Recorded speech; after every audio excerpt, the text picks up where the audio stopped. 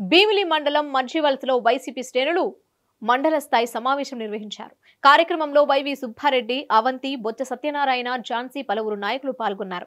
ఈ సందర్భంగా మాట్లాడిన వారు జగన్ తోడ్పాటుతో మునుపెన్నడూ ఏ పార్టీ చేయని విధంగా ఈ 5 ఏళ్లలో నియోజకవర్గంలోని గడప గడపకి సంక్షేమ పథకాలు అందాయని తెలిపారు. జగన్ సీఎం అయ్యాక విశాఖ రాజధానికి అవడంతో పాటు భీమిలికి మంచి ప్రాధాన్యత లభించిందని చెప్పారు.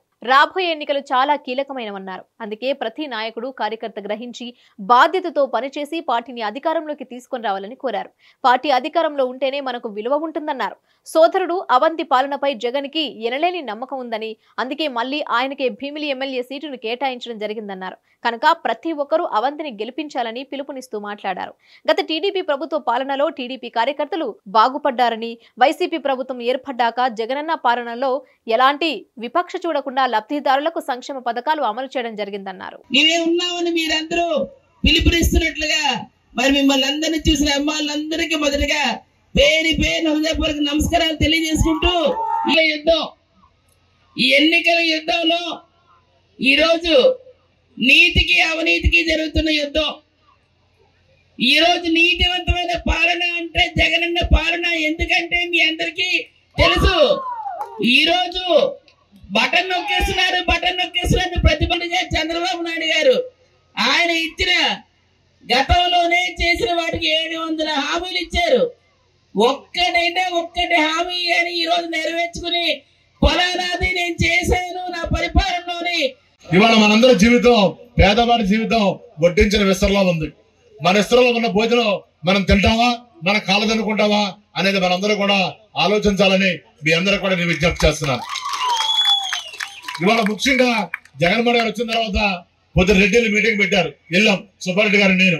ఆయన అగ్రవర్ణాలకి ఇవాళ ఆ రెడ్డి కులంలో పుట్టిన ఆయన రెడ్లకి ఇవ్వలేదు అవకాశం. ఎక్కువ మందికి బీసీలకి, ఎస్సీలకి, ఎస్టీలకి, మైనార్టీలకి మరి అగ్రస్థానం వేసినటువంటి ఏకైక ముఖ్యమంత్రి దేశంలో వైఎస్ జగన్మోహన్ రెడ్డి గారు.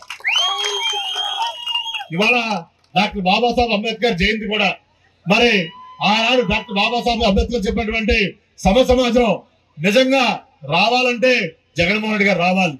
వస్తున్న స్పందన చూసి, సిద్ధం సభలకు వస్తున్న స్పందన చూసి ఈర్ష్య పుట్టి నిన్న మన నాయకుడు, మన గౌరవ ముఖ్యమంత్రి జగన్ రెడ్డి గారిపై ఆయన ప్రాణాలకే ముప్పు తెచ్చే విధంగా దాడి చేసే కార్యక్రమాన్ని కూడా కుట్రదారులు పూనుకున్నారు. ఇది కూడా గమనించండి. ఎందుకంటే ఆయన ధైర్యంగా ఎదుర్కొనే ధైర్యం లేదు ఈ ప్రతిపక్ష పార్టీలకు కానీ, కుట్రదారులకు కానీ. అందుకే ఇటువంటి హింసాత్మక కార్యక్రమాలకు పాల్పడే చర్య కూడా దిగజారుతున్నారు అని చెప్పి ఈ సందర్భంగా తెలియజేసుకుంటూ ఆయన జేజీలు చెప్తుంటే ఒక దురుద్దేశంతో ప్రజాస్వామ్యంలో గెలవలేమని చెప్పి ఏదో విధంగా ఆయన భౌతికంగా ముట్టుపెట్టాలని ఆలోచనతో ఇలాంటి కార్యక్రమాలు, దౌర్భాగ్యమైన కార్యక్రమాలు, దురాచరణ చేస్తున్న తెలుగుదేశం పార్టీల్ని మళ్ళీ మనం నమ్మొచ్చా, వాళ్ళ గురించి మనం మాట్లాడొచ్చా అని అడుగుతున్నాం. రేపు అడగండి, ఊరిలోకి వస్తే ఎందుకు చేశారు ఈ కార్యక్రమాన్ని, ఎందుకు చేయవలసి వచ్చింది ఈ కార్యక్రమాన్ని? నీకు దమ్ము ఉంటే, ధైర్యం ఉంటే నువ్వు మంచి పనులు చేస్తే, నేను 5 సంవత్సరాలు ఈ రాష్ట్రంలో 14 సంవత్సరాలు ముఖ్యమంత్రి చేశాను. నా ముఖ్యమంత్రిగా నేను ఈ కార్యక్రమాలు చేశాను, నీ ఊరికి ఈ ప్రాంతానికి చేశాను, నా కోటమి అడుగు. అంతేగాని మీ అందరితో అభిమానంతో ఇంత పెద్ద ఇవాళ రేపు పెద్దగా జగన్మోహన్ రెడ్డి 100% వస్తారు. ఆ దేవుడు ఉన్నంతకాలం, ఈ ప్రజలు ఉన్నంతకాలం ఆయన ఎవరు ఏం చేయలేదు. ఆ ప్రజాభిమానంతకాలం కూడా ఆయన వస్తారు. సమస్య లేని ఇల్లు ఉండదు, పరిష్కారం లేని సమస్య ఉండదు. బంధాలు గొప్పవి, బాధలు చిన్నవి. మీ సమస్యని మేము పరిష్కరిస్తాం.